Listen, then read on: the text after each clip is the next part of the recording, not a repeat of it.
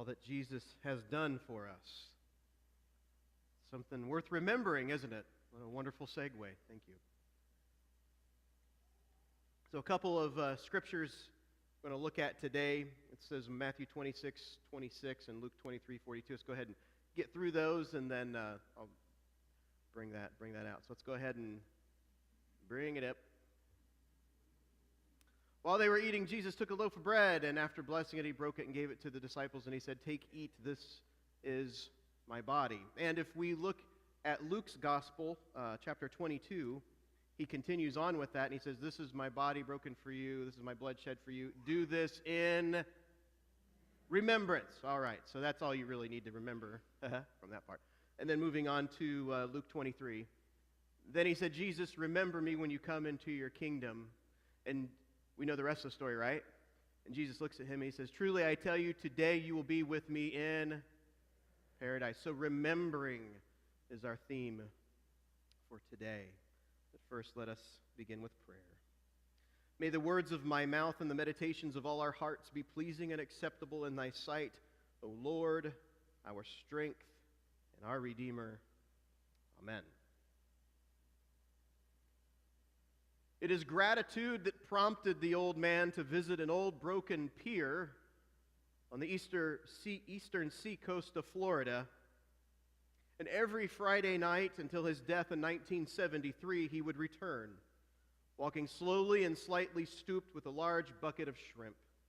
The seagulls would flock to this old man, and he would feed them from his bucket. He shares with the seagulls because he remembers. When the devastation of Hurricane Harvey was at its peak, the Louisiana Cajun Navy deployed to help. Countless pickup trucks with rafts and john boats, small fishing boats, and airboats came to help rescue survivors stranded in the flood waters.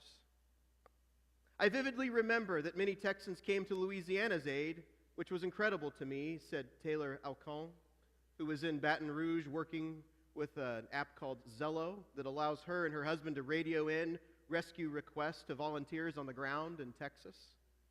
I can't really describe the heartbreak that I feel now for Texans.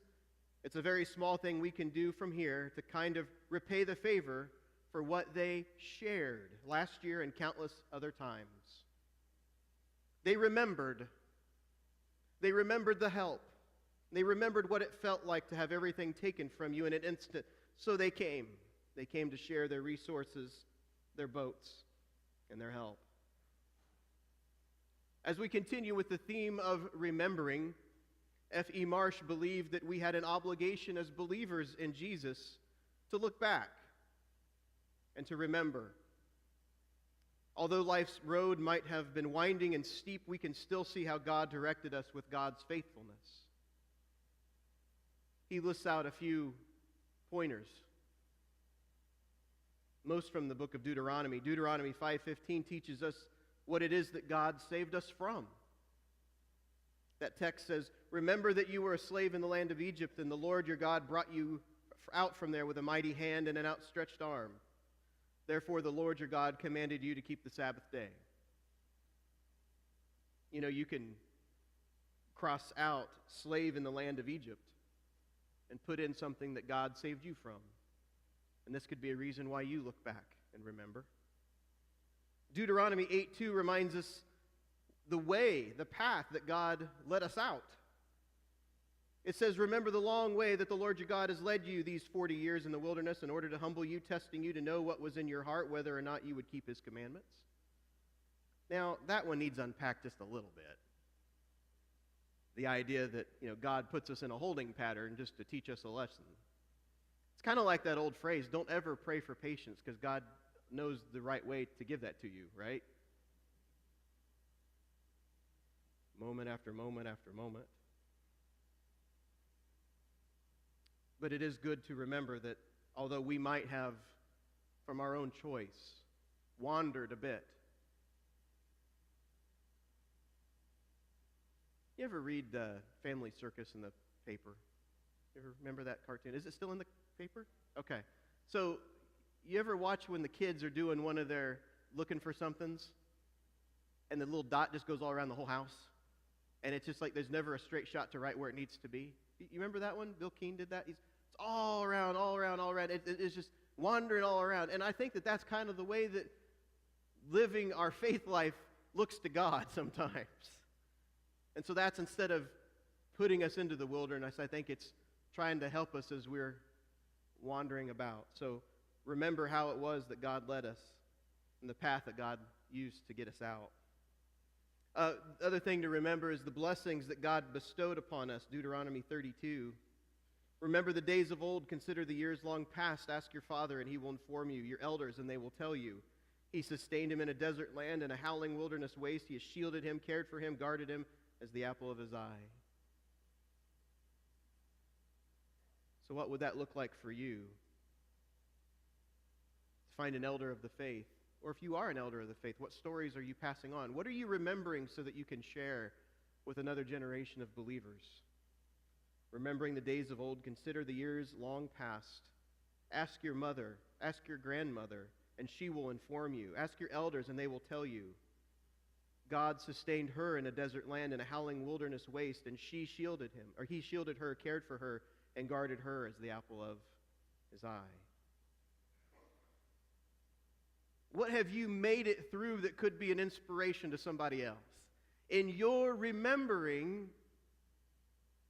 you have a gift to share. Even if it was not a time of particular joy, you can still look back and see God's faithfulness as something worthy to share with others. Another one that Marsh points out is the victories that God has won, Deuteronomy 11, 2-7. Just to highlight here. Remember today that it was not your children who have not known or seen the discipline of the Lord your God, but it is you who must acknowledge his greatness. Just as we remember these things, or we're told these things, it is up to us to live them out. We can do it as a community, and we're going to have good days and bad days, but the bottom line is, as we look back and as we remember the faithfulness of God, what we must do is move forward with that knowledge in faithfulness and build a faithful today from God's goodness that we've already experienced. Because God doesn't leave us or forsake us, but continues to walk with us. So there are things to celebrate in our past. There are things that we can be thankful for. And so we share that. And then finally, the encouragement that God has given us. We find that in Joshua 23, verse 14. And now I am about to go the way of all the earth, and you know in your hearts and souls, all of you, that not one thing has failed of all the good things that the Lord your God promised concerning you. All have come to pass for you. Not one of them has failed. God is faithful. Everything God promises, God will do. Now, we get a little distracted from time to time because we misinterpret or misthink or misstep or whatever. But when God has promised something, God is always faithful. What all that remembering teaches us is that when we face difficulties in the here and now, we sometimes forget God's past faithfulness. We feel alienated, ostracized, outside looking in. And our natural instinct is to look inward. But in these rare occasions, which I pray are very rare for you, are very rare, our faith teaches us that it's okay to look back, to hear the old stories, to be reminded of God's faithfulness. Because if God was faithful then, God will be faithful now. If God loved you then, God will love you. God does love you now. So if you look back, you will also see the joy of victory, the challenge of the climb, the presence of the Christ who has promised never to leave or forsake you. And as we remember God's faithfulness, how can we be silent when others are hurting, especially others going through things that we ourselves have been through similar situations? Can't we remember, and in remembering, share and serve and help?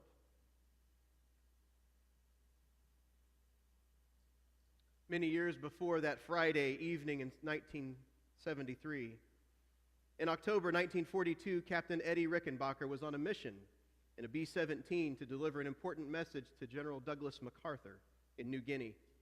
But there was an unexpected detour which would hurl Captain Eddie into the most harrowing adventure of his life. Somewhere over the South Pacific, the flying fortress became lost beyond the reach of radio. Fuel ran dangerously low, so the men ditched their plane in the ocean. For nearly a month, Captain Eddie and his companions would fight the water, the weather, the scorching sun. They spent many sleepless nights recoiling as giant sharks rammed their rafts. The largest raft was 9 by 5, the biggest shark 10 feet long. But all of their enemies at sea, one proved the most formidable: starvation. 8 days out, their rations were long gone or destroyed by the salt water, and it would take a miracle to sustain them, and a miracle occurred. In Captain Eddie's own words, Cherry, that was the B-17 pilot, Captain William Cherry, read the service that afternoon, and we finished with a prayer for deliverance and a hymn of praise. There was some talk, but it tapered off in the oppressive heat. With my hat pulled down over my eyes to keep out some of the glare, I dozed off. Now, this is still Captain Rickenbacker talking. He says, "Something landed on my head. I knew it was a seagull, and I didn't know how I knew. I just knew, and everyone else knew too. No one said a word, but peering out from under my hat brim without moving my head, I could see the expression on their faces. They were staring at that gull because that gull meant food, if I could catch it. And the rest, as they say, is history. Captain Eddie caught the gull. Its flesh was eaten. Its innards were used for bait to catch fish, which fed them continually. The survivors were sustained and their hopes renewed because a lone seagull, uncharacteristically hundreds of miles from land, offered itself as a sacrifice." You know that Captain Eddie made it. And now you also know that he never forgot, because every Friday evening about sunset on a lonely stretch along the eastern Florida seacoast, you could see an old man walking, white-haired, bushy-eyebrowed, slightly bent.